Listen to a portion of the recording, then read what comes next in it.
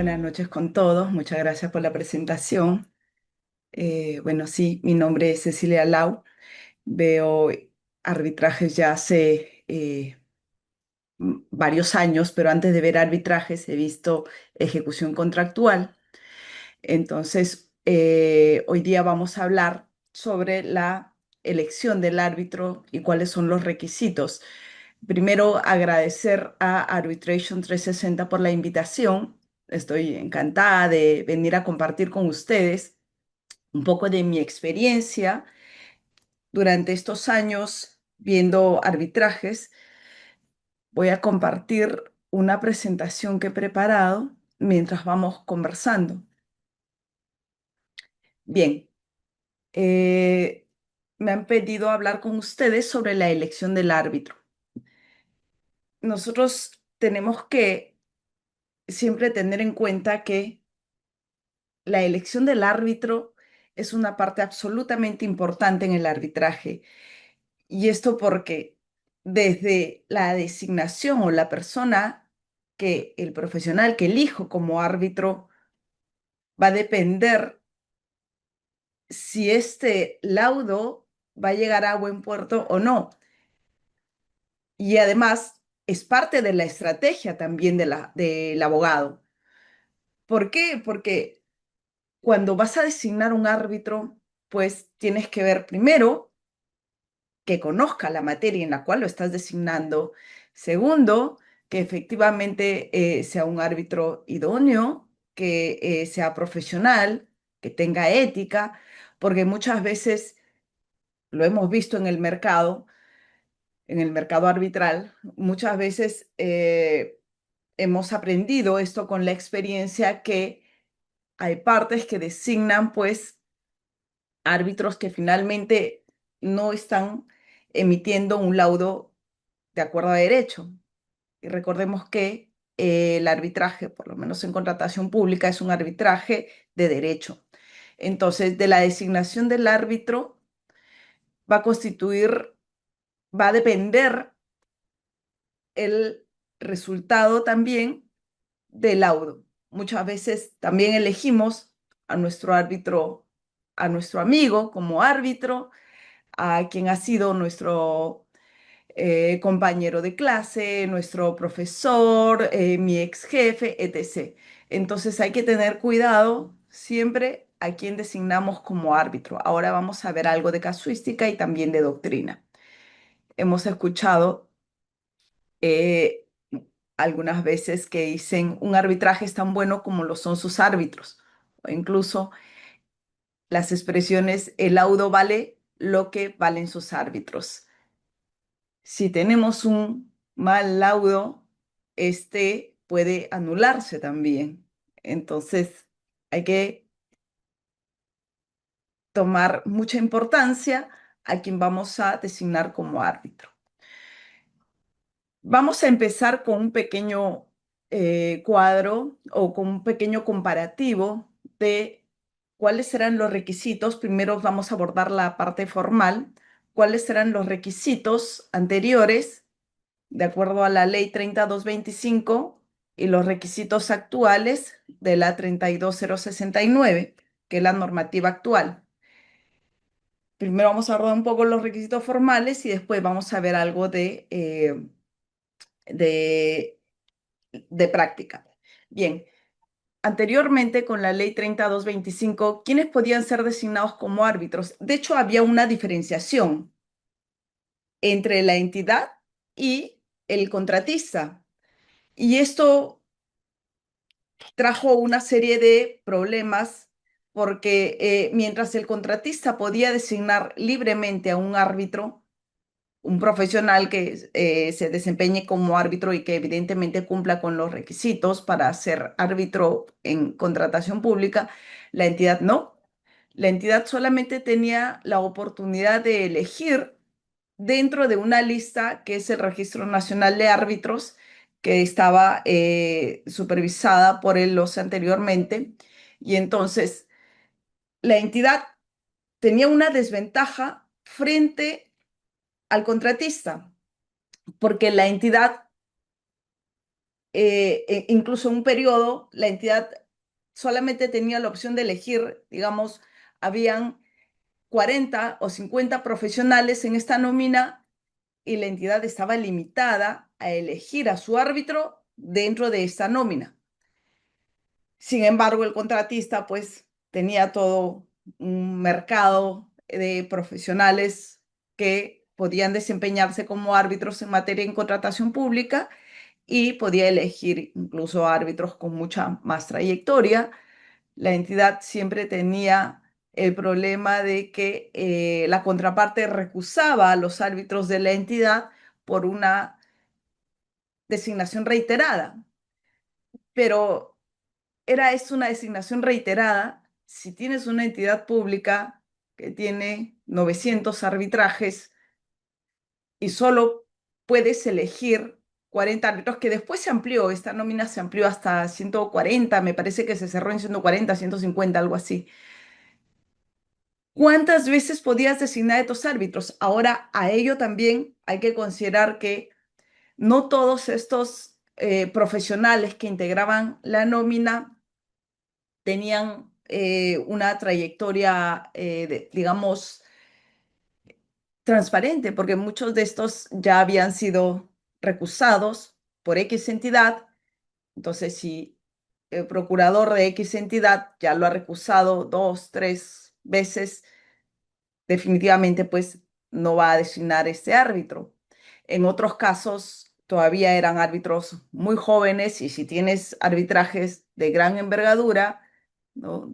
Hay entidades que tienen pues más de 2.000 millones en controversia, evidentemente vas a querer un profesional, un árbitro pues, que tenga ese peso, el mismo que tiene el árbitro de tu contraparte, pero estás limitado.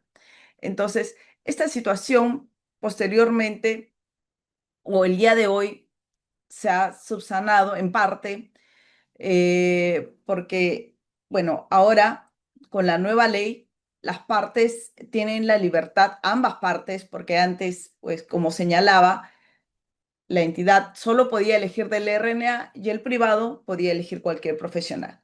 Con la 32069 ya se equilibra un poco esta situación y ahora ambas partes tienen la libertad de elegir al árbitro que consideren idóneo para su controversia. Entonces, ¿qué tienes que evaluar? Muchos aspectos y vamos a conversar sobre cada uno de ellos en cómo debes elegir al árbitro idóneo para tu controversia. Entonces, respecto al día de hoy,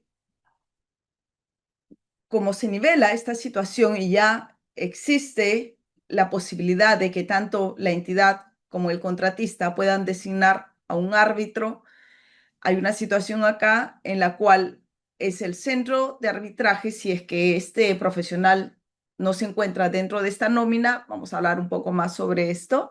Si no se encuentra dentro de esta nómina del centro, pues tiene que ser confirmado por el centro y puede no ser confirmado también. Hemos trasladado este control que antes se tenía a nivel gubernamental, que es el RNA, a que sea el centro o un control institucional básicamente del centro en aceptar o ratificar la designación hecha por alguna de las partes. Ahora, de hecho, para que la entidad con la 3225 designe a un árbitro, primero la Procuraduría de cada institución, de cada entidad, propone una terna y de esa terna es el titular quien acepta o en su efecto el titular también podría proponer, si no le parece ninguno de los árbitros propuestos por la Procuraduría, pues también puede designar a un tercero que no se encuentre dentro de esa terna. Y, o en su defecto, si es que se ha delegado en algún funcionario la facultad de designar al árbitro, entonces también puede recaer esta facultad en quien se haya, en el funcionario servidor que se haya designado. Con el régimen actual, esto ha cambiado un poco. La designación del árbitro debe ser aprobada. Estamos hablando, ojo, solamente del Estado primero. La designación del árbitro debe ser aprobada por la autoridad de la gestión administrativa. Estamos hablando por el área usuaria. Y entonces la Procuraduría propone, pero quien va a aceptar o ratificar esta designación antes de que pueda designarse al centro el árbitro de la entidad, de parte de la entidad, pues es el área usuaria quien tiene que dar esa conformidad. Pero vamos, ¿este cambio es idóneo? Definitivamente, personalmente creo que no. No porque las áreas usuarias no llevan las controversias de la entidad. Quien ejerce la defensa de una entidad es la Procuraduría Pública. Y quien conoce cuál puede ser el árbitro más idóneo para determinada controversia, definitivamente es la Procuraduría Pública, quien está al día a día con las controversias. No las áreas usuarias. Incluso en las áreas usuarias hay profesionales pues que nunca han participado en un arbitraje y obviamente pues considero que esta modificación no es la más acertada,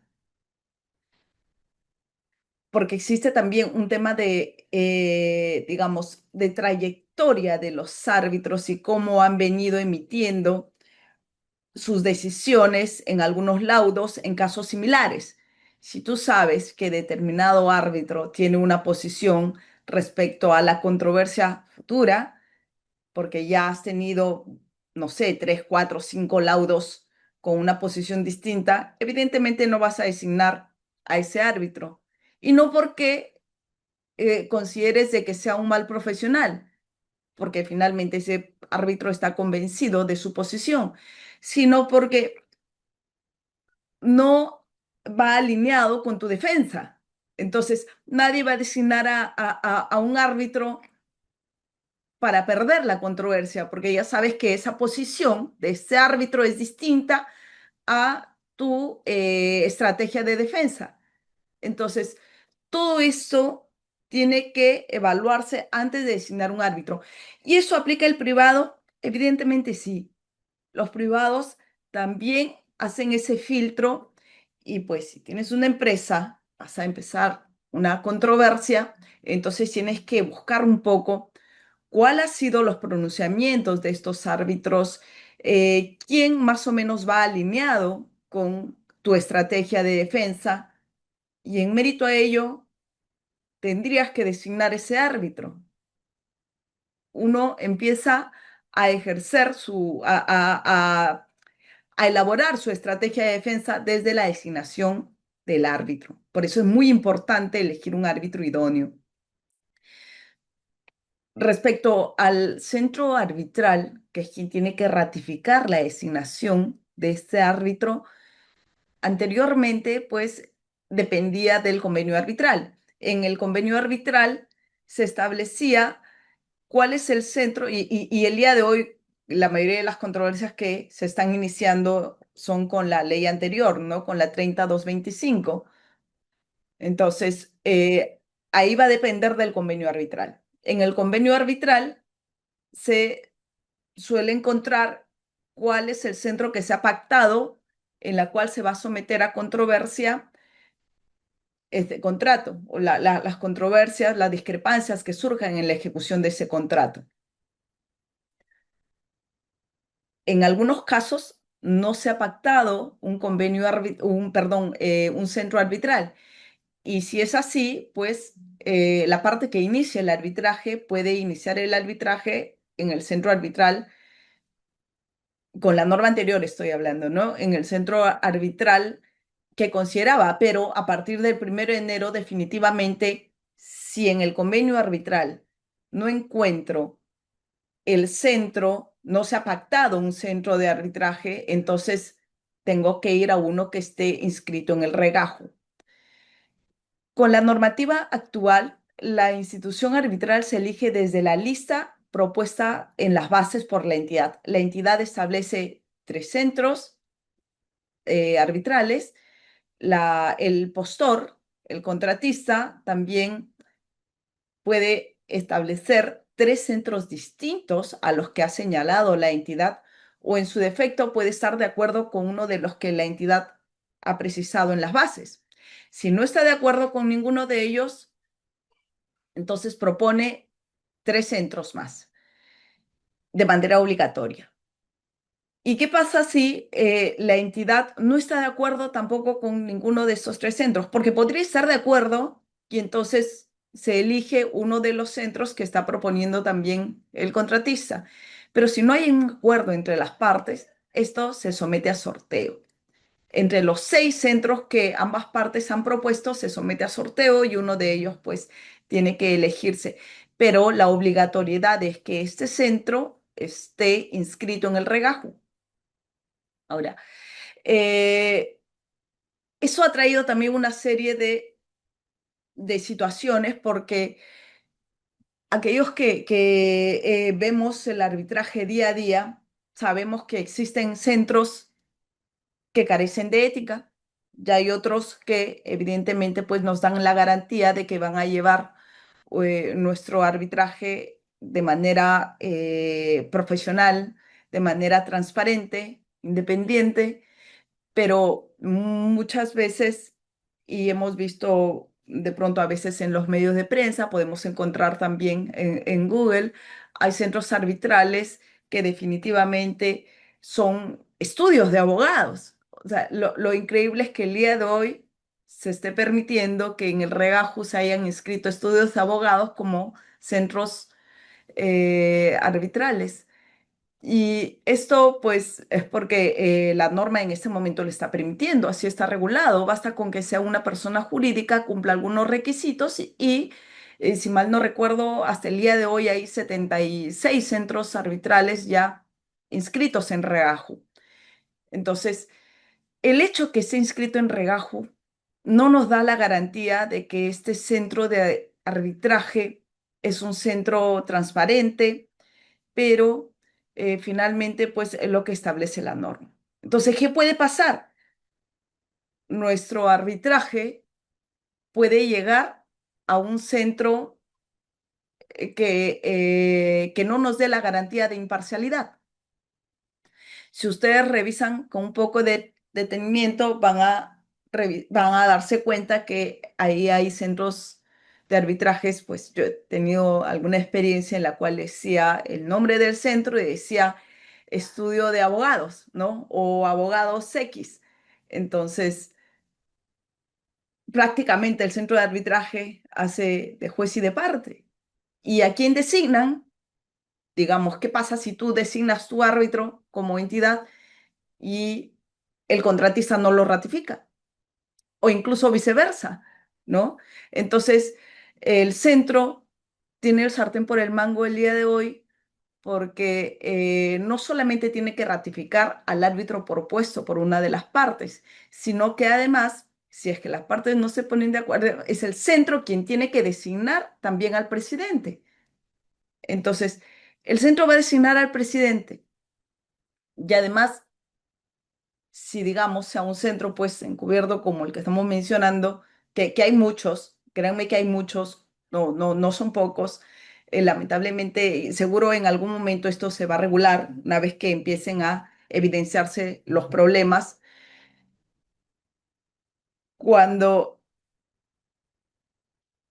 cuando la parte, digamos que sea un contratista que no le guste ir derecho, ¿no? Entonces designe a un árbitro del mismo centro, el centro que es un centro de abogados, puede designar al presidente también, va a designar al presidente también que esté alineado con su estrategia de defensa, entonces ahí no hay mucho que hacer, ¿no? Lo único que vas a hacer, si eres la otra parte, lo único que puedes hacer es dejar constantemente las causales de anulación del laudo para que en sala puedas anular ese laudo por vulneración al derecho a la defensa o la serie de irregularidades que puedan presentarse. Pero en fin, yo creo que esta tampoco ha sido una modificación acertada, ¿no? No es muy feliz este cambio desde mi punto de vista. Ahora, respecto al arbitraje ad hoc, la normativa anterior establecía que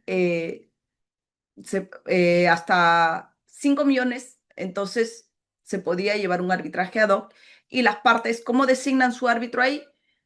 Tú eliges un árbitro de igual forma, si eres entidad, del RNA, ¿no? Y si eres el privado, el contratista, entonces también tenías una libertad de elegir al árbitro que cumpla con estos requisitos, que no necesariamente tenga que estar en el RNA.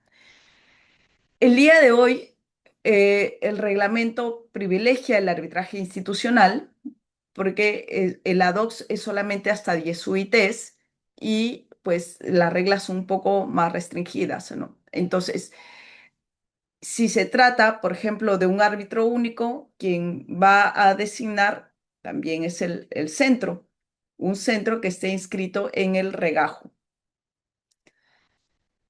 Pero este árbitro único obligatoriamente tiene que pertenecer a la nómina de ese centro. Ese sí es un requisito. Entonces, de igual forma, los centros tienen que hacer un control ahí de los profesionales que integran su centro. Bueno, acá se reduce el margen de designación libre que se tenía anteriormente. Ahora, el número de árbitros va a depender también del convenio arbitral. Dependía anteriormente en la ley 3225. Podía ser, la controversia podía ser resuelta por un árbitro único o en su defecto por un tribunal arbitral. Eso dependía también de las reglas del centro de arbitraje donde esté sometiendo la controversia y del convenio arbitral también, ¿no? El convenio arbitral podía establecer si es uno o tres árbitros, depende de la cuantía, depende de la controversia. Recordemos además que los arbitrajes en contratación pública, no solamente, por lo menos en el Estado, el día de hoy, muchos de ellos no solamente se encuentran bajo el régimen de la ley 3225, como hemos visto, ya existen pues contratos bajo NEC o el FIDIC, ¿no? Que son contratos colaborativos, contratos estandarizados. Muchos de estos contratos son de gran envergadura también, pero más o menos tiene que el día de hoy con la normativa actual como se ha incorporado estos contratos estandarizados, anteriormente se establecía en el convenio nada más. Y la 3225 solo regulaba a la designación de árbitros dentro que estaban en la norma. Pero el día de hoy estos contratos estandarizados ya han pasado a formar parte de la 32069 y entonces también se rigen por lo que establece la norma. Entonces acá, de igual forma, hay que ver también las reglas del centro, ¿no? Y se mantiene un árbitro único, un tribunal arbitral, de acuerdo a la complejidad del caso. Bien, dicho esto, vamos a pasar a revisar cuáles son los filtros institucionales y cuáles son los requisitos institucionales para aceptar o para pertenecer a una de estas nóminas. Primero, ¿dónde debo estar? ¿No? Como árbitro. O si quieren ustedes elegir el árbitro, ¿dónde debo revisar? ¿Qué debo revisar? Entonces, ¿qué me da la garantía? Evidentemente, si estamos hablando de centros responsables, de centros arbitrales responsables, entonces este centro debe haber hecho su trabajo de verificar de que ese árbitro cumpla con los requisitos que establece la normativa. Esos requisitos vamos a verlos más adelante, ¿no? ¿Y eso me da la garantía de que ella sea un árbitro idóneo? No. Entonces, ¿qué hay además de eso? ¿Qué tanto conoce ese árbitro para la controversia futura? ¿Cómo sé? cuál es la capacidad de este árbitro. Entonces, para eso recurro también a revisar los laudos, revisar su trayectoria como árbitro, y eso más o menos me va a dar una idea si es que este es un árbitro idóneo o no. De hecho, no basta el conocimiento, la ley exige un respaldo institucional obligatorio, la 32069. Entonces, el árbitro tiene que pertenecer de manera obligatoria a un centro que se encuentre inscrito en el regajo. Ya hemos visto que hay 75 centros inscritos en el regajo.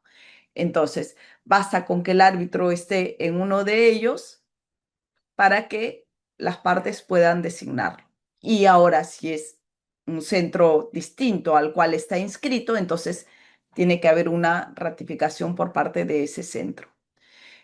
Hay una acreditación obligatoria, entonces debes pertenecer a la nómina de una institución inscrita en el regajo administrada por el OS. La excepción, si no se encuentra en la nómina, que es lo que estaba señalando hace un momento, esta institución arbitral debe confirmarte formalmente para ese caso específico. En muchos casos puede no confirmarte también, ¿no? Eso va a depender del análisis que haga el consejo de este centro. Pero esa decisión de no confirmarte tiene que ser motivada. Naturaleza institucional, solo las personas jurídicas pueden formar un centro de arbitraje. Y como habíamos señalado, pues existe todo un procedimiento para que pueda inscribir este centro de arbitraje en el regajo. Y solo estos centros pueden administrar los procesos que se derivan de la contratación pública. Entonces, el perfil profesional que debo acreditar, los profesionales deben cumplir con requisitos mínimos establecidos por la normativa de contrataciones con el Estado. Los requisitos no son tan complejos, no son difíciles. Para empezar, ¿quiénes pueden ser árbitros? Pueden ser árbitros los ingenieros, arquitectos o abogados. En el ejercicio tiene que tener por lo menos 5 años de ejercicio profesional acreditados. Debe haber inscrito en SUNEDU su certificado profesional, su registro profesional. Tiene que tener experiencia específica mínima de 3 años vinculadas a las materias de contratación pública, ya sea en el sector privado o en el sector público. Esto vamos a ver un poquito más adelante cómo es que acreditas esta experiencia. Y la especialización es obligatoria porque para ser árbitro en contratación con el Estado tiene que haber aprobado pues, los cursos de Derecho Administrativo, Arbitraje, Contratación Pública, como mínimo 120 horas académicas o docencia universitaria de 2 años o 240 horas. Pero para ser presidente, sí, o árbitro único, necesariamente tiene que ser abogado. No puede ser ingeniero, no puede ser arquitecto. Necesariamente debe ser abogado y además tiene que haber acreditado las 3 especializaciones, que es derecho administrativo, arbitraje y contratación pública. Bien, acá vamos a ver cómo es que acredita esa especialización. La especialización puede acreditarse mediante 3 vías complementarias: la formación académica, que es la que estábamos señalando hace un momento, la experiencia profesional o la experiencia docente. Entonces, cualquiera de ellas tienes que cumplir para poder ser admitido dentro de una nómina de los centros que están inscritos a regajo. Si bien es cierto, la norma específicamente no te dice esto, pero esto más o menos se recoge si revisamos el TUPA del OCE, ahí cuando uno pretendía inscribirse al Registro Nacional de Árbitros, se establecía una serie de requisitos y entonces ese formato, ese formulario que estaba en el RNA es el que han recogido todos los centros y es el que tienes que completar para poder inscribirte en alguno de ellos y que has aceptado. La formación académica en arbitraje puede ser mediante diplomados o maestrías que hayas llevado, pero tiene que haber un mínimo de 120 horas académicas. Y esta tiene que ser impartida pues por una universidad o un colegio profesional. En contrataciones, de igual forma, un mínimo de 120 horas y en derecho administrativo también. La experiencia profesional, ¿cómo la acredita?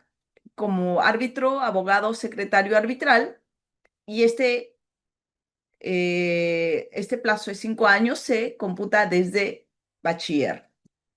De igual forma, en contrataciones y en derecho administrativo. De experiencia docente, pues es un poco más compleja, pero hay árbitros que se dedican solamente a la docencia, como hay árbitros que también se dedican a la defensa.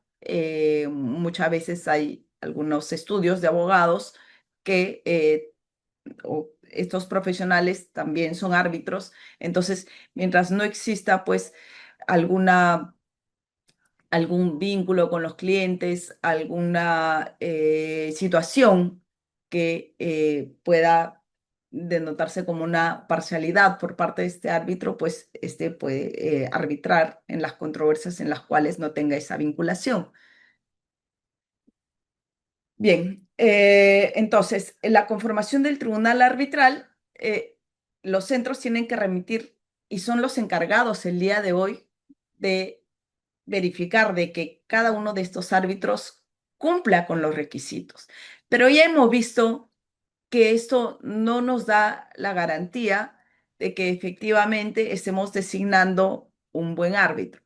Vamos a pasar a analizar un poco, además de este tema formal que definitivamente es importante para que lo puedan tomar en cuenta respecto a los cambios que han habido el día de hoy para o para que el árbitro pueda estar inscrito en un regajo. Entonces, vamos a analizar también cuándo un árbitro no es adecuado. Pero antes de, vamos a pasar vamos a concluir este tema formal. Elección del árbitro, el árbitro único o tribunal. El arbitraje, como ya hemos señalado, puede ser resuelto por un árbitro único o un tribunal arbitral. Este debe estar compuesto por 3 miembros. El presidente obligatoriamente tiene que ser un abogado. Ahora, las partes pueden proponer árbitros distintos a los que forman parte de las nóminas de la institución arbitral, pero ya hemos visto que el centro tiene que ratificar la designación del árbitro de una de las partes. El centro tiene que emitir una decisión motivada, porque simplemente no puede decir que no acepta o no ratifica la designación de tu árbitro, tiene que expresar las razones de por qué no. Si revisamos un poco la jurisprudencia, vamos a encontrar que incluso hay una acción de amparo en un caso en el cual un centro pues no permitía que se incorpore un árbitro a ese centro porque consideraba que no cumplía con ciertos parámetros éticos para formar parte de su nómina arbitral. Entonces, este profesional acudió pues a una acción de amparo. ¿Y por qué? Porque el centro no le daba las razones de por qué no lo admitía. Entonces, para evitar un poco, digamos, las especulaciones o para que las partes sepan cuál es la razón por la cual no se está aceptando a este árbitro, no se está ratificando al árbitro que uno como parte está designando, entonces esta decisión tiene que ser motivada.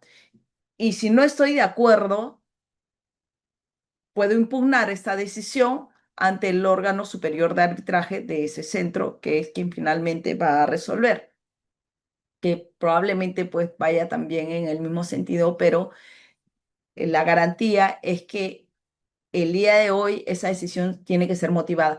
Anteriormente, muchas veces los centros decían, pues finalmente no ratifico tu decisión y no tenían por qué señalar, no expresaban cuál era la razón por la cual no estaban ratificando la designación de tu árbitro.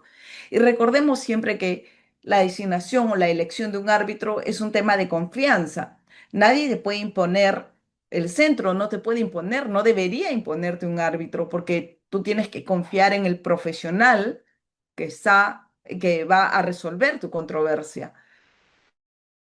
Si tú consideras para tu estrategia que determinado profesional es el más idóneo y el centro no lo ratifica, tienes derecho a que te motive la razón por la cual no está ratificando la designación de tu árbitro. Bien. Respecto al arbitraje ad hoc, el arbitraje ad hoc para controversias menores a 10 UITs, que es lo que habíamos señalado, ¿no? Sigue un procedimiento específico que garantiza la participación de instituciones supervisadas. Todos sabemos que cómo se inicia el arbitraje ad hoc es un poco distinto a cómo iniciamos el arbitraje institucional, ¿no? Cuando se va a iniciar un arbitraje institucional, presento mi solicitud de arbitraje a la institución, al centro de arbitraje, para que ellos notifiquen a la otra parte que estoy iniciando mi controversia. Y ahí hay un registro, ¿no? De cuándo me están recepcionando a efectos de computar la caducidad. Entonces, el centro se encarga de tramitar esta solicitud de arbitraje. Sin embargo, respecto al arbitraje ad hoc, pues inicia tu solicitud de arbitraje y tienes que remitir a la otra parte, tienes que notificar a la otra parte mediante una solicitud y comunicarle pues que estás iniciando la controversia, resumen de la controversia y de manera obligatoria tienes que designar, tienes que proponer ahí tu árbitro, el árbitro que consideres más idóneo para la controversia. Entonces, si estamos hablando de un árbitro único, definitivamente ambas partes tienen que estar de acuerdo, que suele no pasar, ¿verdad?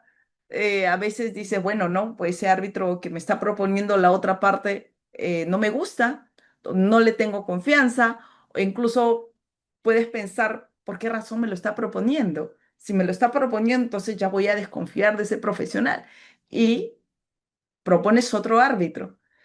Cuando no hay un acuerdo entre las partes respecto a ese árbitro único, hay una designación residual. ¿Y quién se encarga de designar?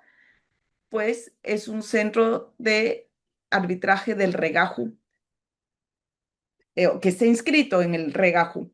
Hubo una normativa, hace poquito salió, no, miento, en la 32069 se había establecido inicialmente que la institución arbitral que iba a designar residualmente a ese árbitro si las partes no estaban de acuerdo era la más cercana al lugar donde se estaba ejecutando este contrato. Sin embargo, con el Decreto Supremo 001-2026, esto se ha modificado y ahora le han quitado esa parte, ¿no? Han omitido esa parte donde sea el lugar más cercano y simplemente es una institución arbitral incorporada al regajo, es lo que han mantenido y esa es la modificatoria que se ha hecho recientemente. Entonces, este es el cambio que se ha hecho, aquí está con el Decreto Supremo 001-2026-EF, ¿no? Que refuerza incluso el arbitraje ad hoc, la supervisión de una institución del regajo debe estar presente si hay conflicto en la designación. Hay un desacuerdo de las partes, no eligen al árbitro único tras la invitación de la otra parte. Este va a presentar una petición de las partes, acude a una institución del regajo, ambas partes se tienen que poner de acuerdo, ¿no? Para acudir, o incluso puede ser a petición de una de ellas, nada más. Esto puede no ser mayor problema. La normativa anterior decía que era la Cámara de Comercio, pero el día de hoy ya no se establece tampoco la Cámara de Comercio quien va a designar al árbitro de manera residual. Simplemente se ha mantenido como una institución inscrita en el regajo. Acá puede haber un sorteo por parte del Consejo y ellos eligen un árbitro que se encuentre inscrito en esa nómina de árbitros expertos en contrataciones, porque como sabemos, los centros manejan dos tipos de registros. árbitro especializado en contratación pública y árbitro que ve pues otras materias. Incluso existen diferentes tipos de materias: arbitraje deportivo, arbitraje marítimo, etc., ¿no? Arbitraje comercial, etc. Ahora, eh, esta inscripción tiene que registrarse en el Pladicop. Entonces, acá vamos a abordar un poco más respecto a la práctica. ¿Qué criterios debo tener en cuenta para designar un árbitro? Primero, como ya habíamos señalado, este árbitro debe ser independiente, imparcial y debe mantener informado constantemente sobre cualquier situación de imparcialidad que pueda surgir durante la controversia. Es decir, si es que el árbitro, el tribunal arbitral se instala en enero, pues de pronto por ahí empiezo a llevar una maestría con el abogado de una de las partes, tengo que declararlo. Entonces, ¿hasta cuándo? ¿Hasta cuándo estoy obligado a declarar cualquier situación o de revelarla, de mantener informada a las partes hasta que se emita el laudo final? Entonces, los árbitros son y permanecen durante el desarrollo del arbitraje independientes e imparciales sin mantener con las partes relaciones personales. El deber de revelación: todo árbitro al momento de aceptar el cargo informa sobre cualquier circunstancia acaecida dentro de los 5 años anteriores a su nombramiento que pudiera generar dudas justificadas sobre su imparcialidad e independencia. La norma nos habla de un año, ¿no? Pero en muchos casos hemos visto que los reglamentos mantienen los 5 años, algunos otros 3 años, pero a efectos de curarse en salud y evitar de que te recusen como árbitro, es mejor mantener la información de los últimos 5 años. Información continua. Este deber comprende la obligación de dar a conocer a las partes la ocurrencia de cualquier circunstancia sobrevenida, que es lo que señalamos hace un momento, a su aceptación que pudiera generar dudas sobre su imparcialidad e independencia. Y hay una declaración jurada que se firma en el cual establece que eres idóneo para ejercer el cargo y que cumple los requisitos, ¿no?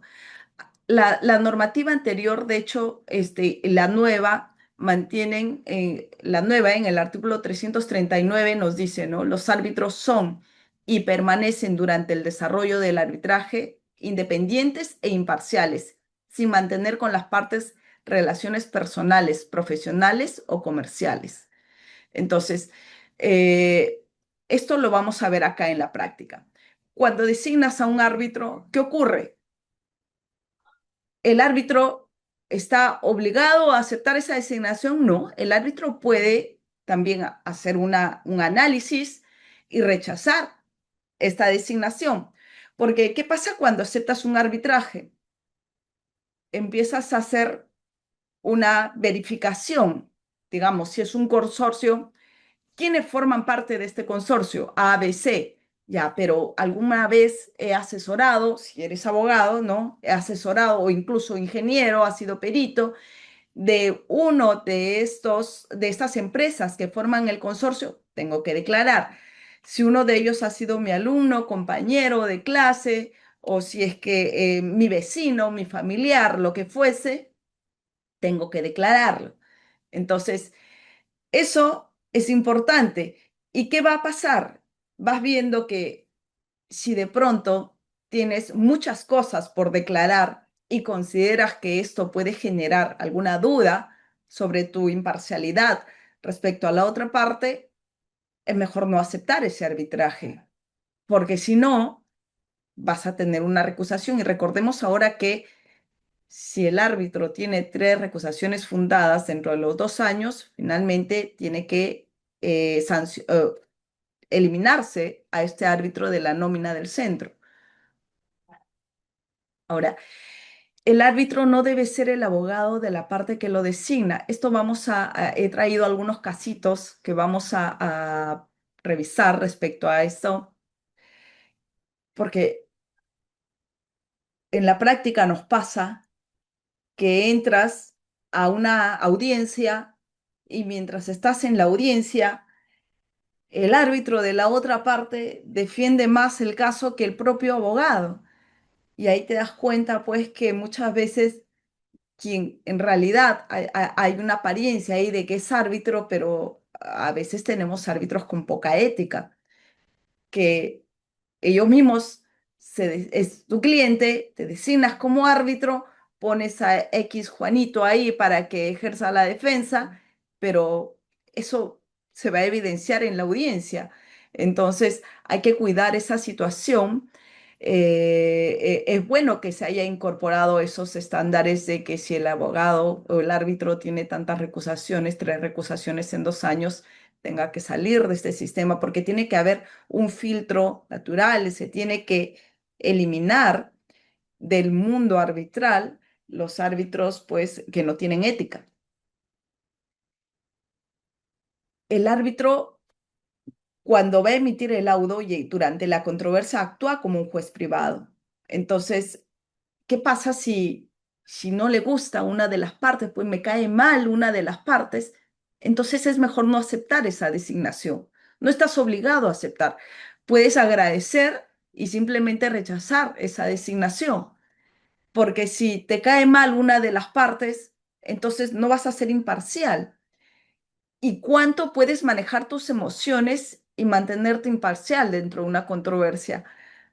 Aquellos que estamos en el arbitraje todos los días, hemos visto una serie de situaciones en las cuales los árbitros, en algunos casos, no saben controlar sus emociones, ¿no? Y el árbitro debería no tener emociones. Es muy difícil. La doctrina nos dice que debe mantenerse imparcial, pero puede pasar esto. El árbitro es una persona también. Si está enojado, tú te vas a dar cuenta incluso en el laudo, porque hay laudos que se escriben con el hígado. Está molesto, que incluso mencionan ahí el abogado fulanito de tal dijo ABC en tal minuto, ¿no? Y a veces incluso es innecesario, pero el árbitro quiere hacerlo, ¿no? Y te das cuenta que no controlan sus emociones al momento de elaborar un laudo. Entonces, eso es importante tener en cuenta antes de aceptar un arbitraje. Cuán bien o mal te llevas con una de las partes. Si una de las partes te cae mal, es mejor no aceptar esa designación. Ahora, y si voy a designar a mi árbitro, o si de pronto la otra parte ha designado a alguien que ya hemos tenido o hemos tenido ciertas asperezas, entonces definitivamente voy a revisar si esto calza dentro de una causal de recusación para evitar que alguien que ya tiene un anticuerpo conmigo pueda ser árbitro, porque finalmente ya no va a ser imparcial. Y esto se tiene que cuidar en un arbitraje, que el árbitro se mantenga imparcial, se mantenga incólume, que sepa manejar sus emociones, que no sea pues el amiguismo el que lo lleve a emitir un laudo que finalmente tiene que ser de derecho. Entonces, mm, los árbitros somos personas también. Entonces, podemos dejarnos llevar por las emociones y no debería ser así, pero en la práctica es así. Acá tenemos, por ejemplo, un caso en el cual se declaró fundada, esto es reciente, hace un mes, una recusación porque les cuento brevemente, por ejemplo, en este caso, la parte designa a su árbitro. Y de pronto, durante la controversia, podemos ver que eh, habían decisiones un poco extrañas, ¿ya? Y la otra parte se estaba muy alertado sobre las situaciones que iban pasando en la controversia. Entonces, cuando se pide la ampliación del deber de revelación, porque eso puedes hacer cuando no estás seguro de cuál es la conexión del árbitro con la otra parte. Entonces, yo no sé, quiero saber algo más. Le pido la ampliación del deber de revelación. Y en la ampliación de deber de revelación, pues el árbitro declara que había ejercido la defensa con el abogado de la contraparte en determinado año, que era, ¿cuánto? 3 años, 3 años antes. Pero eso no lo había declarado, que pudo haberlo declarado. ¿Cuándo debes de declarar? Inmediatamente. Si lo que señalaba este árbitro es, bueno, quien me ha designado a mí es la empresa, pero al incorporarse un abogado de defensa, entonces él ya está alerta de que esto tiene que comunicar a las partes, tiene que declarar inmediatamente, ah, mira, se ha incorporado Juanito y yo he tenido un arbitraje con Juanito hace, no sé, 2, 3, 4 años. Y entonces, ¿y qué hemos hecho? Hemos ejercido defensa juntos o hemos sido compañeros o lo que fuese. Esa situación tienes que declararla inmediatamente, porque si no la declaras, ¿qué es? Es causal de recusación. ¿Qué tenemos que cuidar en la elección de un árbitro? Que sea un árbitro imparcial. ¿Y qué te demuestra que no es un árbitro imparcial? Pues si ha ejercido defensa, si tú sabes eh, que este abogado, a quien incluso tú quieres designar, no solamente la contraparte, ha trabajado contigo, ha ejercido defensa contigo, no lo puedes designar de árbitro. De hecho, hay un tiempo, hay un periodo, y si lo declaras, decláralo. Decláralo porque finalmente puede mantenerse la imparcialidad, ¿no? Que es lo que debe hacerse, lo declaras, y si la otra parte considera que esta no es una causal de recusación y confía en el profesionalismo, pues todo bien. Y ahora, incluso el hecho que lo declares ya significa que no te pueden recusar o no pueden recusar a tu árbitro por no haber declarado. En ese caso, ¿cuál ha sido la causal de recusación? Si leemos, no dice, en opinión de este Consejo, con la finalidad de preservar los más altos estándares de diligencia por parte de los árbitros en el arbitraje, el deber de revelación debe ser ejercido de manera oportuna, amplia y precisa, por lo que el árbitro debe ser cuidadoso y diligente al momento de ejercerlo, debiendo revelar oportunamente y proporcionar de manera clara toda aquella información que pueda resultar relevante para las partes. Dice, si bien el hecho que un árbitro omita revelar determinada situación no significa per se que deba ser descalificado para ejercer la función arbitral en un caso concreto, lo cierto es que el deber de revelación también impone sobre el árbitro un deber de cuidado. Omitir revelar información relevante por las partes desde un punto de vista objetivo puede generar a una parte dudas justificadas sobre la imparcialidad o independencia del árbitro. ¿Por qué lo han recusado? No por haber ejercido defensa con el otro abogado, sino porque simplemente no lo declaró. ¿Y qué pasa si lo hubiera declarado? Lo más probable es que no haya prosperado esta recusación, porque hay una ventana de tiempo. Hay una ventana de tiempo y eso está también en los reglamentos de cada centro. Entonces, si digamos el centro establece que son 3 años, pues en esos 3 años no me puede designar. Si me designa el cuarto año y lo declaro, ya lo declaré. ¿Es causal de recusación? No, dependiendo de las circunstancias. Pero el problema acá es no haberlo declarado. ¿Y qué se está vulnerando con esto? El deber de revelación, que es uno de los requisitos más importantes, además de la imparcialidad. ¿Qué otra cosa tengo que ver? ¿No? La elección del árbitro y rol dentro del sistema arbitral constituye el acto más importante, como habíamos señalado, dentro del arbitraje. La confianza en el proceso depende fundamentalmente de la integridad, criterio y experiencia del profesional designado. ¿Cuánto sabe mi árbitro? Los que están en el mundo del arbitraje normalmente sabes cuánto sabe cada árbitro. Entonces, ¿Cómo voy a saberlo? Tengo que revisar los laudos. ¿Cuántos laudos le han anulado? ¿Y por qué razón le han anulado?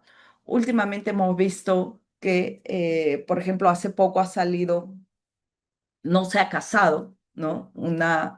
Eh, un caso en el cual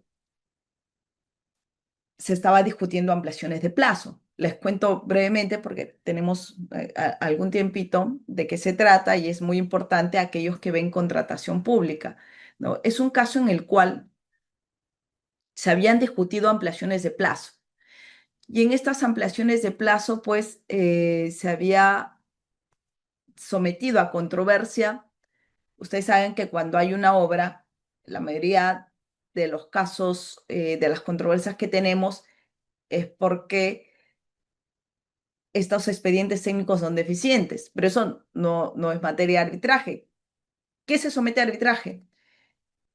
Si el expediente técnico es deficiente y yo hago una consulta a la entidad, el tiempo que la entidad demore en absolver esa consulta, ¿a quién le perjudica? Al contratista.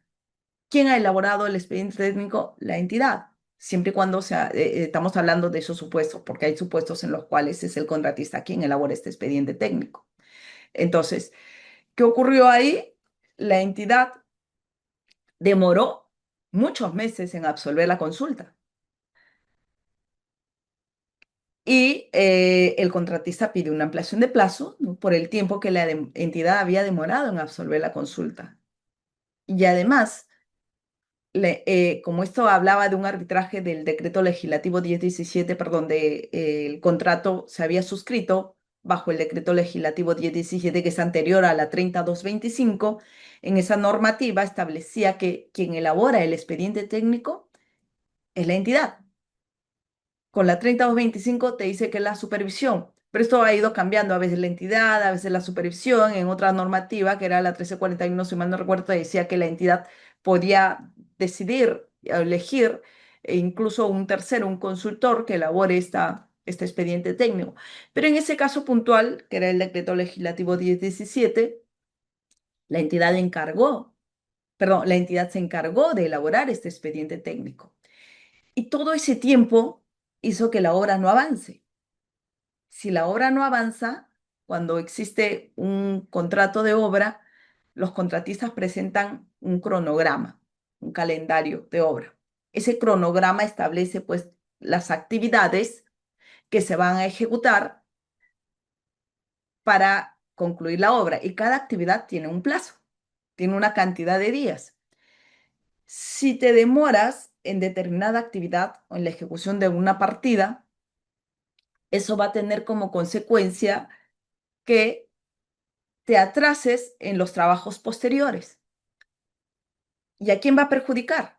Evidentemente al contratista porque no va a terminar de ejecutar esa obra dentro del plazo que se había comprometido y el que establece el expediente técnico y el contrato. Entonces, como la entidad demoraba en absolverle las consultas con las cuales se definía si efectivamente el contratista debía seguir el camino A, debía seguir el camino B, o esperar a que la entidad le diga, sí, efectivamente tiene razón, a que existe una deficiencia, vamos a elaborar un expediente técnico, que es lo que ocurrió en este caso. Entonces, la entidad dice, ahora voy a elaborar el expediente técnico porque la ley establecía que la entidad lo debe elaborar. Elaboran el expediente técnico y de pronto todo este tiempo de espera obviamente perjudicó el cronograma de obra y se atrasaron muchas partidas. El contratista pide ampliación, que lo pide mal además, pero ese es otro tema de discusión, ¿no? Porque tengamos en cuenta siempre que para pedir una ampliación de plazo, la normativa establecía que se solicitan las causales de manera independiente. No puedo pedir porque demoró en absolverme las consultas y por el tiempo que elaboró el expediente técnico, una sola ampliación de plazo, ¿no? Tú tienes que pedir las ampliaciones de plazo de manera independiente por cada causal. Si hay lluvias, pido por lluvias. Si demoró en absolver la consulta, pido otra, presento otra solicitud de ampliación de plazo por demora en absolución de la consulta y etc. Pero aquí la entidad demora todo ese tiempo, el contratista pide la ampliación de plazo y la entidad le dice, le deniega las ampliaciones de plazo. se somete a controversia y el tribunal arbitral pues dice efectivamente acá ha habido una demora por parte de la entidad y le vamos a dar la ampliación de plazo. La entidad dice, en un momentito, tribunal, tú estás resolviendo mal porque estás vulnerando la normativa de la ley de contrataciones porque establece que cada solicitud de ampliación de plazo se debe resolver de manera independiente. Entonces el tribunal dice, no, esa fue el sustento de la entidad para someter a controversia. Y el tribunal, cuando emite el laudo, pues le otorga el plazo por la demora en absolución de la consulta y por el tiempo que había demorado la entidad en elaborar el expediente que había afectado el cronograma y la ruta crítica. Eso es lo que se denomina la ruta crítica. La ruta crítica, cuando ya no tiene más espacio para seguir ejecutando, cuando ya mañana qué día es, mañana 17 en el calendario, en el cronograma, dice que tienes que empezar la partida X, ¿no? Cada partida tiene una denominación, pero no empiezas ese día porque no tienes el expediente técnico, no te absuelve la consulta por X razones, entonces se afecta la ruta crítica, eso se denomina la ruta crítica. Y se vuelve crítica porque ya no puedes seguir avanzando, ¿no? Entonces, ¿qué pasa ahí? El tribunal le otorga el plazo, la entidad se fue en anulación del laudo y la sala declaró, la entidad se fue en anulación del laudo por vulneración literal B del artículo 63 de la ley de arbitraje, ¿no? Que es porque no se ha ejercido, no se ha dejado ejercer válidamente la defensa de una de las partes. Entonces, cuando el tribunal, perdón, cuando la entidad se va en anulación, invoca este literal B del artículo 63, pero la sala le dice, de oficio, nosotros estamos revisando y observamos de que el tribunal ha acogido materias que no se deben someter a controversia, porque acá estábamos hablando de adicionales y efectivamente, pues la controversia decía la ampliación de plazo por demora en aprobación de un adicional. La demora en la consulta conllevó a la elaboración de un adicional. El tiempo que estuvimos esperando también era con razón de que la entidad estaba elaborando el expediente adicional y todo estaba relacionado a adicional. Entonces la sala dice, mira, todo esto está relacionado a adicional, acá dice adicional, adicional, adicional. Y la segunda sala comercial anula el laudo de oficio. El contratista, bueno, y esto de hecho pues es un caballito de batalla de las procuradurías porque ellos usan como herramienta este laudo para decir, mira, no me puedes someter a controversia, ninguna demora por parte de la entidad respecto a cualquier cosa que esté relacionada con el adicional. Estamos hablando del decreto legislativo 1017, ojo, ya porque el día de hoy la normativa establece otra cosa. Y el contratista se fue en casación y pues no casaron, ¿no? Entonces ha quedado consentida esta sentencia que declara que esas materias no son arbitrables. Acá tenemos que hacer un análisis. ¿Es este tribunal arbitral acaso poco conocedor de la normativa? No. ¿De dónde parte el error? O sea, estamos viendo que hay un criterio por parte de la sala que es un criterio que muchos profesionales en el arbitraje no comparten. Ahí veo una manita levantada, pero vamos a dejar las preguntas para el final. Entonces, es un análisis que muchos árbitros no comparten y expertos en contrataciones tampoco, ¿no? Entonces, y además, tenemos que dejar en claro que quien sometió a controversia no fue, perdón, quien invocó la causal no fue la entidad, sino fue la sala quien de oficio declaró la nulidad. Pero, ¿qué quiero decir con eso? Podríamos etiquetar a estos profesionales que emitieron ese laudo como árbitros que no conocen la materia, no, de ninguna manera. Entonces hay que hacer un análisis específico por cada anulación del laudo para saber qué ocurrió. quién está interpretando de manera orden. Finalmente es una casación, nos guste o no nos guste, ahí está ya la sentencia consentida, ¿no? Entonces, hay que hacer un análisis de manera independiente. Eh, con eso tenemos que tener claro que es importante que el tribunal arbitral conozca la materia, porque si no conoce la materia de contrataciones, como lo vamos a ver ahorita en otro caso, acá vamos a pasar, eh, voy a irme a la jurisprudencia, que es lo que probablemente les vaya a ser más útil, ¿no? Si el tribunal no conoce la controversia, no conoce la ley de contrataciones, entonces vamos a tener un mal laudo. Acá, por ejemplo, tenemos otro caso, pero estamos hablando primero del deber de revelación. ¿Qué revelo? Revelo todas aquellas circunstancias que puedan generar alguna situación de parcialidad, ¿no? Entonces, el deber revelación no tiene como finalidad demostrar que el árbitro es parcial, sino evitar que surjan dudas posteriores sobre su independencia. Su lógica es preventiva, ¿no? Que obliga al árbitro a transparentar vínculos profesionales, personales, comerciales, relevantes en cuanto a que él considere que no afectan a su criterio.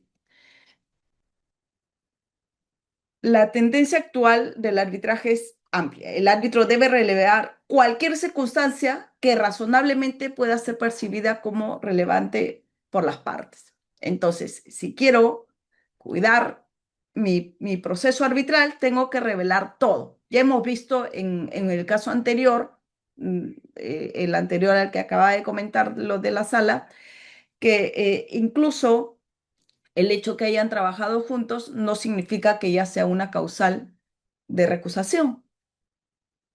Se le recusó o la causal que ha cogido ahí el Consejo es la falta del deber de revelación. Por eso es absolutamente importante. El deber de revelación es importantísimo para que las partes no pierdan la confianza en los árbitros. En este caso, por ejemplo, ¿qué ha elegido acá el contratista? Ha elegido su árbitro de confianza, que muchas veces ocurre en la práctica en el arbitraje, ¿no? Si vemos acá, perdón, esto no me permite ver. Si vemos acá, dice, el deber de revelación no solo se agota con el hecho de brindar o poner de conocimiento cualquier tipo de información a las partes, sino que además esta información debe ser exacta, precisa o verdadera. En este caso, tenemos, dice, se advierte que en la actualidad la árbitra recusada tiene a su cargo 8 procesos arbitrales respecto a ejecución de obras públicas, habiendo sido designada en 6 de ellos por esta empresa o sus empresas consorciadas. Es decir, el 75% de los casos que maneja este árbitro son por designaciones de esta empresa. Eso nos dice que es el árbitro favorito, ¿no? Las designaciones repetitivas son relevantes dependiendo del contexto. Podrían ser determinantes para identificar el grado de relación que tiene un árbitro con la parte que lo designa o sus abogados, y más aún una dependencia económica de la parte que lo designó.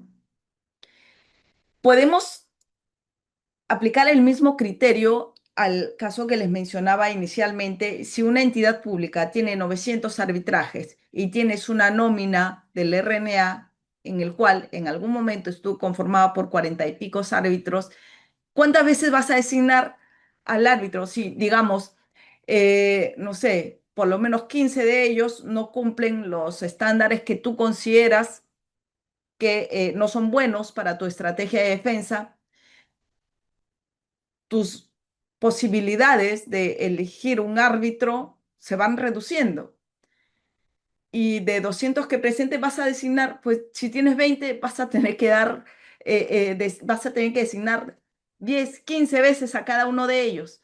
Acá vemos que por 8 procesos, 6 de ellos ha sido designado por una empresa, y eso ya es una causal de, digamos, se podría interpretar como falta de de imparcialidad, pero acá hay un tema también. Dice, la información que ha brindado no es exacta,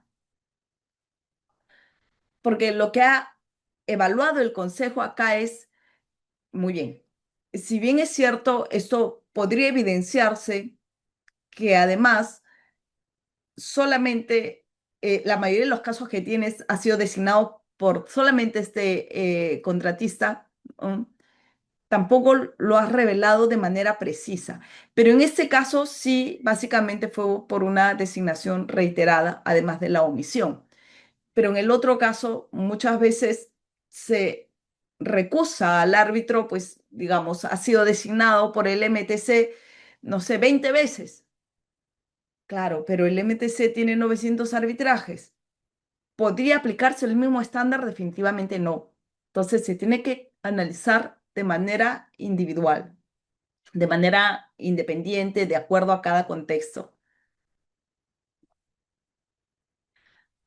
La imparcialidad nos da una garantía respecto a ese proceso arbitral. No es solo una cualidad personal del árbitro, sino una condición estructural de legitimidad del proceso arbitral. Vamos a avanzar un poco para poder absolver las consultas. Acá, por ejemplo, eh, este laudo también se anuló. ¿Y por qué se anuló? Les comento. Por ejemplo, en este caso, se somete a controversia también ampliaciones de plazo parciales en materia de servicios. Pero si analizamos la ley de contrataciones con el Estado, en este caso el contrato estaba bajo el marco normativo de la 3225. No existen ampliaciones de plazo parciales en servicios, solo en obras. Pero el contratista somete a controversia la ampliación de plazo parcial. La otra parte se defiende y le dice un momentito, le dice, esto no existe, pero además, esa ampliación de plazo parcial que estás pidiendo la presentaste en julio, le dice, ¿no?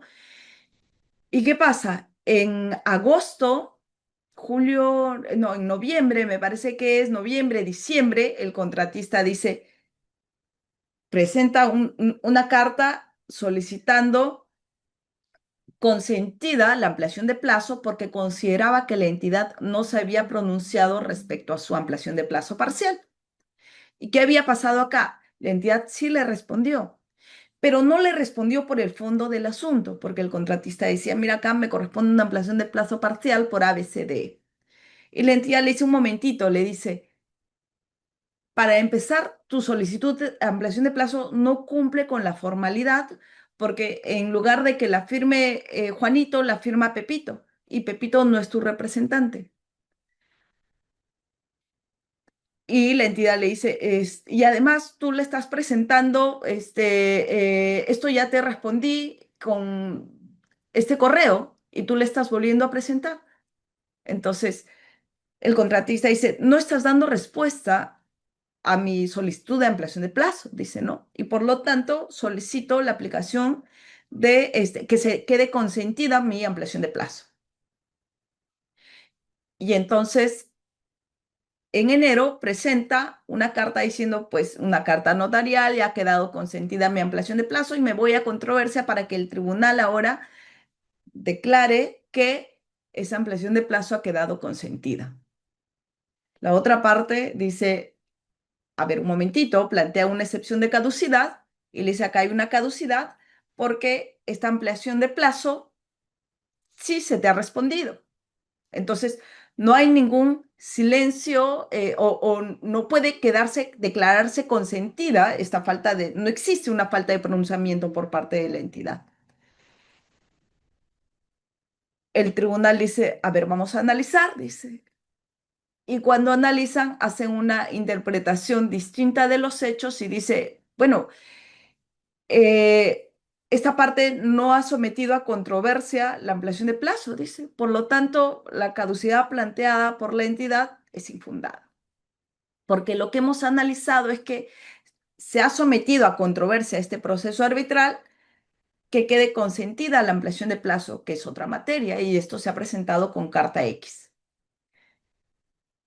Pero esta decisión la toma el tribunal de pronto, no fue materia de análisis, no fue materia de discusión en la audiencia, pero además la sala hace una revisión, dice, pero ni siquiera había sido un argumento de la parte, y dentro de las pretensiones se había revisado y de todos los hechos que el contratista nunca invocó la carta B, por la cual el tribunal dice, no, mira, esta es la carta que me está sometiendo a controversia, cuando realmente había otra carta, la carta de ampliación de plazo. Con ampliación de plazo, con la carta A de fecha julio, pedí mi ampliación de plazo y como no me han dado respuesta, entonces que se declare consentido. Y el tribunal dice, no, acá se ha sometido a controversia la carta B de enero que dice que se declare consentida mi ampliación de plazo. Y eso lo hace invocando el jura novit curia, ¿no? O el jura novit viter. ¿Y qué le dice la sala? ¿No? Porque el tribunal arbitral dice, vamos a hacer una revisión de los hechos, pero yo en mi calidad de tribunal arbitral considero que no, que esta parte está mal. Voy a, porque acá hay otra cartita que el contratista no lo ha sabido usar, pero yo lo voy a usar. Entonces, aplicando el jura novit curia, yo considero que está mal invocada su excepción de caducidad. ¿Y qué dijo el colegiado? Dijo, deja constancia que ese tribunal hierra, dice, en su intento de tratar de aplicar, y lo dice tratar, ¿no? Entre comillas, digamos tratar, porque se evidenció que es evidente que acá hubo una parcialización por parte del tribunal arbitral, ¿no? Entonces son cosas que siempre tenemos que cuidar cuando elijamos a un tribunal arbitral. Y dice, hierro en su intento de tratar de aplicar el jura novit curia para resolver la excepción. Pues como se sabe, y lo dijo el propio tribunal, le dice la sala, ¿no? Tal principio no autoriza resolver más allá del petitorio, ni fundar la decisión en hechos diversos a los que han sido alegados por las partes, que es justamente lo que ha hecho el tribunal al resolver la excepción de caducidad, cuando hace formar parte de la pretensión una carta que no es base de ella ni ha sido invocada por tal efecto. El principio novit curia, dice jura novit curia, autoriza aplicar el derecho a los hechos invocados. Sin embargo, pues habíamos visto que este tribunal arbitral había reinterpretado los hechos y resolvieron de manera distinta, se declaró nulo este laudo, el laudo parcial, pero acá ya había habido un laudo final incluso, y como consecuencia de declararse nulo el parcial, también nulo el laudo final, y además declararon fundada la excepción de caducidad. ¿Qué vemos? Que eso nos da a entender pues que no había imparcialidad por parte de este tribunal. ¿Y cuál es la consecuencia de ello? Que el laudo se va a anular. Por eso hay que saber a quién elegimos como árbitros, porque por una parte puede haber desconocimiento, pero por otra puede haber falta de imparcialidad. Acá también podemos ver, ¿no? Esto igual lo encontramos en la web. Hay una serie de recusaciones fundadas en virtud de existir hechos o circunstancias que dan lugar a dudas justificadas respecto a la imparcialidad o independencia. Entonces, ¿la imparcialidad e independencia es importante? Sí, de todas maneras, porque si no, pues la parte que considere que no existe, que el árbitro no está siendo imparcial, no está siendo independiente, puede recusar y finalmente lo más probable es que tenga un resultado favorable. Ahora, la idoneidad, más que cumplir un requisito formal, pues no se agota en acreditar que tenga la experiencia y los conocimientos, ¿no? Implica que tenga competencias reales y capacidades específicas. Competencia real, ¿no? La capacidad para comprender la naturaleza de un contrato, de la contratación pública, las implicaciones técnicas y jurídicas. Porque si un árbitro no sabe identificar siquiera que es una ruta crítica, ¿cómo lo voy a designar para que sea árbitro en materia de ampliaciones de plazo? ¿Cómo va a resolver un contrato de obras, no una controversia en contrato de obras? Hay que tener mucho criterio, mucho cuidado al momento de elegir a nuestro árbitro y tiene que tener esas competencias, no solamente éticas, sino también técnicas profesionales. Tiene que haber un dominio de la normativa y además, si se trata de un caso más complejo, ¿no? Tiene que tener esa capacidad, porque estamos hablando de, digamos, del Tesoro Público. Finalmente, en materia de contrataciones es un tema un poco más complejo por esa situación, ¿no? Es más sensible, digámoslo así.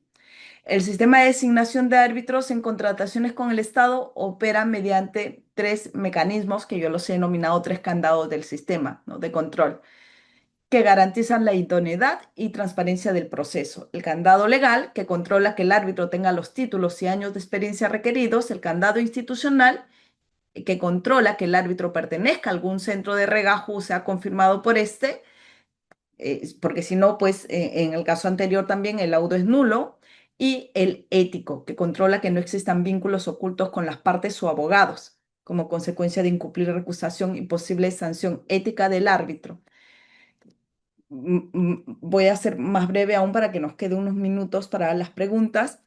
El árbitro ideal versus el árbitro recusable. Digamos, si el contratista elige como su árbitro a un ingeniero con 10 años de experiencia y experto en la materia, pero que trabajó como asesor externo de esa misma empresa hace 2 años y no lo menciona, como estaba mencionando hace un momento en su deber de revelación, ¿qué ocurre? ¿Se le puede recusar? Pues sí. La elección es válida. Primero, vamos a analizar.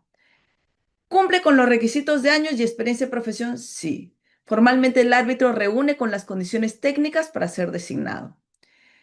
¿Qué derecho se vulnera al no revelar? La falta de deber de revelación, de hecho, vulnera la transparencia y el principio de duda justificada. El vínculo profesional previo debe ser informado a las partes para que estos evalúen los posibles conflictos respecto a sus intereses. ¿Qué herramientas tiene la entidad para oponerse a la recusación? Como hemos visto, este mecanismo permite apartar al árbitro cuando existen circunstancias que generen dudas razonables sobre su imparcialidad e independencia. Entonces, la idoneidad técnica no garantiza la idoneidad ética. El deber de revelación es una obligación activa y continua. La omisión de información relevante puede invalidar la designación y las partes tienen derecho a conocer todos los vínculos potencialmente relevantes. La acreditación, bueno, en síntesis, los elementos claves del sistema de designación son acreditación a la nómina del regajo, que es obligatoria, el control, que hemos visto los tres candados que acabamos de analizar, la especialización que tiene que tener los árbitros en las horas mínimas de experiencia o el equivalente, la revelación, que es la que transparenta el total de vínculos, y la imparcialidad, que nos va a dar la garantía estructural del proceso arbitral. Entonces, el sistema integral, tenemos como conclusiones, la designación de árbitros en contratación pública opera mediante un sistema integral de controles legales, institucionales y éticos que garantizan la idoneidad y transparencia, confianza y legitimidad. La imparcialidad y el deber de revelación son pilares fundamentales que sostienen la confianza en el arbitraje y legitiman sus decisiones sobre recursos públicos. Y herramientas de protección. Las partes cuentan con los mecanismos efectivos, como es la recusación, para proteger la integridad del proceso cuando se vulneran los principios de transparencia e independencia. Muy bien, muchas gracias. Ahora sí, en caso de que existan preguntas, pues vamos a absolver las consultas que tengan. Acá hay un chat. A ver, vamos a revisar. Un momentito, quiero agrandar la pantalla. Acá está. Ok. A ver, acá tenemos. Dice, si el centro de arbitraje es trucho, entre comillas, pero está inscrito en el Regajo, ¿dónde me puedo quejar? Si se supone que están inscritos en el Regajo es porque son confiables. No, no, definitivamente tenemos fallas en el sistema. ¿Qué es lo que tienen que hacer? El Regajo también tiene un sistema de sanciones. Si considero que este centro se está comportando de manera inadecuada y está vulnerando mi derecho a la defensa, entonces puedo solicitar al Regajo que se le sancione. Hay una dirección dentro del regajo que se encarga de aplicar las sanciones a los centros que están vulnerando los derechos a la defensa, ¿no? Incluso hace poco ha salido una acción de amparo fundada, o han acogido una acción de amparo mediante la cual un centro cobraba 4.000 soles, si mal no recuerdo, por recusar a un árbitro. Evidentemente el árbitro, pues, era un árbitro que no era imparcial, que ya era conocido en el medio por no ser un profesional ético. Cuando esta parte quiso recusarlo, el centro dijo, pues tenía que pagar, ay, no, no recuerdo si es 4.000 o 10.000, pero un monto bastante alto, obviamente, para una recusación.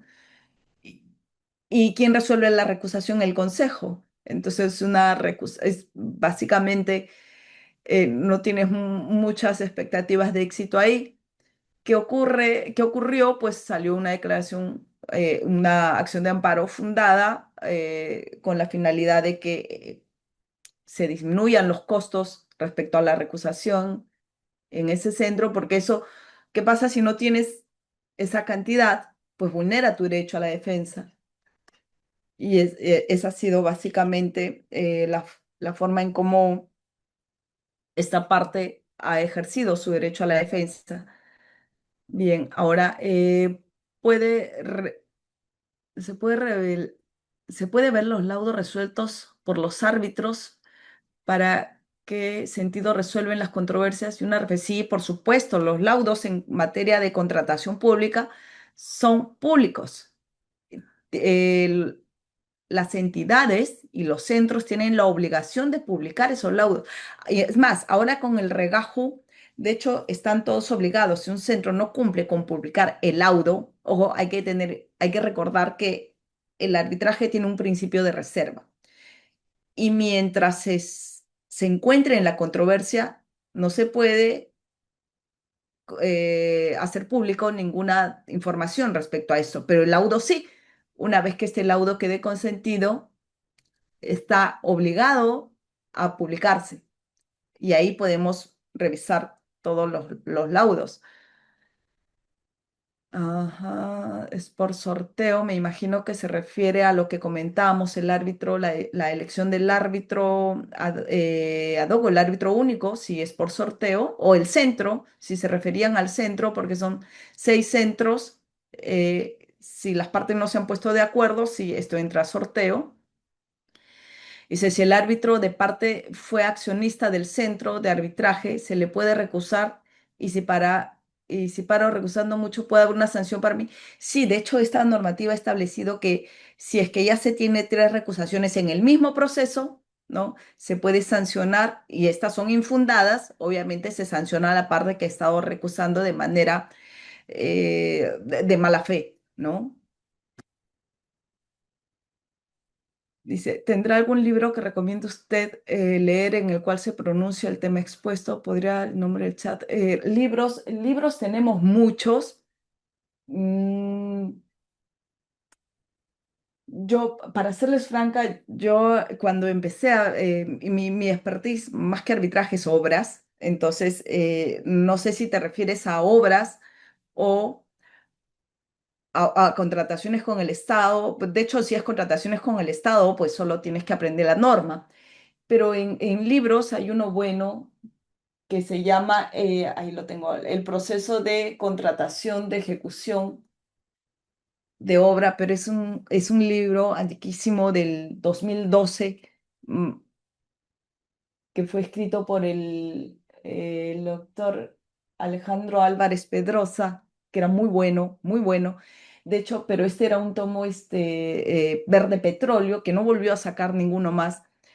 Yo lo he buscado porque algunos alumnos también me preguntaban sobre este libro y este era muy bueno para entender sobre, era como un coquito para entender sobre las obras.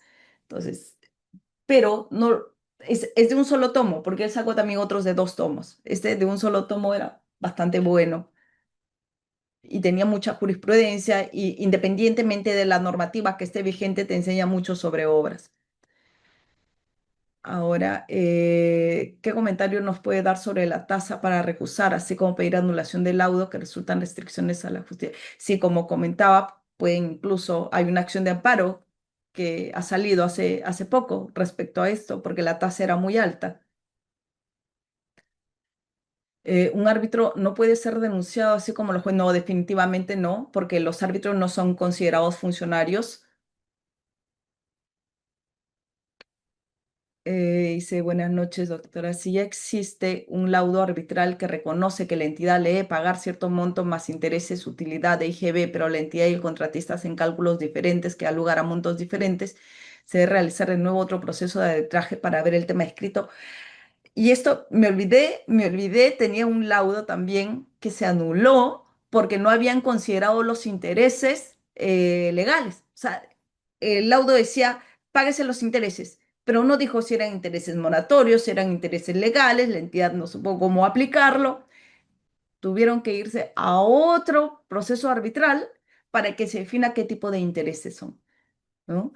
Entonces, en este caso, si es que el laudo no es claro, en cuál es el monto que se le tiene que pagar al contratista y si no es una liquidación o si ha sido emitido antes de la liquidación, evidentemente, una vez que se haga la liquidación, porque no sé si se trata de servicios o de obras, en los contratos de obras tiene que haber una liquidación final y esa ya tiene un número. Y si es que estos laudos han sido emitidos con anterioridad a esa liquidación, entonces sí tendrías que someter a controversia la liquidación.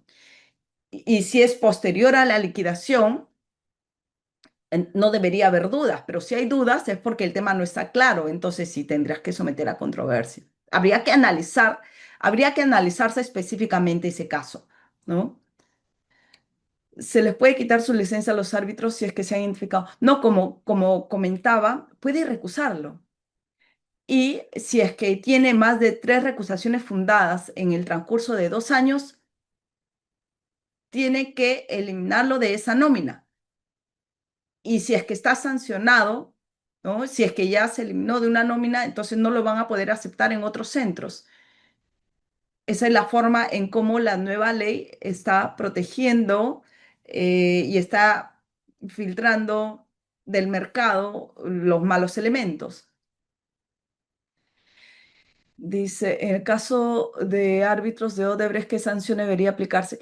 Ahí tenemos que hacer, digamos, un análisis porque no existe una sentencia. De hecho, nadie puede considerar que efectivamente estos árbitros realmente han incurrido o no han incurrido en algún ilícito, ¿no? Mientras no hay una sentencia que establezca ello, pues definitivamente no se puede sancionar porque ahí han metido a todo el mundo dentro de un mismo saco y de hecho pues ha sido injusto incluso para algunos árbitros que son excelentes profesionales que se han visto involucrados de manera injusta en ese proceso solamente por el hecho de haber participado en ese proceso arbitral. Entonces, mientras no exista una sentencia condenatoria y consentida, no podríamos hablar sobre ello. Y de hecho, quien tenga una sentencia condenatoria no puede ser árbitro. Ese es uno de los requisitos, además, o los impedimentos para ser árbitro. Ahora, a ver, el libro, allá, les voy a mostrar un momentito, quiero el libro,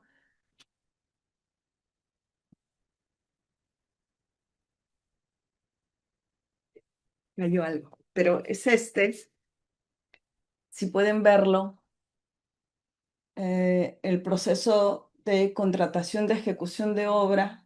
No estoy haciendo el cherry a nadie por si acaso, pero es un libro que les puede ayudar mucho a entender tema de obra. De hecho, yo lo tengo así, pues no porque me ayudó hace muchos años, ¿no? Y yo lo tengo desde el 2012 y lo tengo hasta ahora. Es un libro bastante técnico, más que de normas, sale de técnico. Pero este mismo autor sacó otros libros que los tengo todos, pero ninguno como este.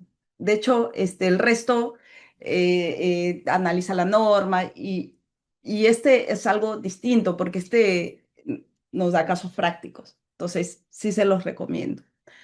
Bien, dice, se ha visto que el tribunal arbitral en reiteradas oportunidades les da la ampliación de plazo para que paguen los gastos arbitrales a una de las partes. Se ha visto que el tribunal arbitral en reiteradas oportunidades le da la ampliación de plazo para que paguen los gastos arbitrales a una de las partes. Se puede considerar que hay parcialidad por parte del tribunal arbitral, puede ser causal de anulación del laudo. No, o sea, tendríamos que revisar el laudo detenidamente y revisar, no creo que un tribunal arbitral pues le dé una ampliación de plazo a una parte solo para que se pueda atribuir o imputar los gastos arbitrales a la otra parte. Definitivamente, si el laudo está mal, hay una mala decisión, tenemos que dejar la causal de anulación del laudo. Podemos ir en anulación, ya les he mostrado yo algunos casos que no era la materia que me han encargado el día de hoy. Digamos, cuando conversemos sobre ese tema, podría traerle más casos como ejemplo. Hoy solamente quería hablarles sobre la elección del árbitro. Así que lo he hecho de manera muy sucinta, tocando otros casos para que puedan tener conocimiento de cuál es el mecanismo que se tiene que utilizar para elegir adecuadamente un árbitro. Entonces, habría que analizarse el laudo del cual, Maricielo, estás comentando. No, tendríamos que revisarlo. Muy bien, creo que no sé a qué hora es, 7:30, 9:30. Estamos sobre la hora, creo que me he excedido en la hora. Unos minutos, doctora, pero muchísimas gracias por haber absuelto todas las preguntas en el chat. Ok, muchas gracias. Ok, muchas gracias con todos. Realmente ha sido lindo conversar con ustedes. Gracias por haberme dedicado su tiempo también para escucharme.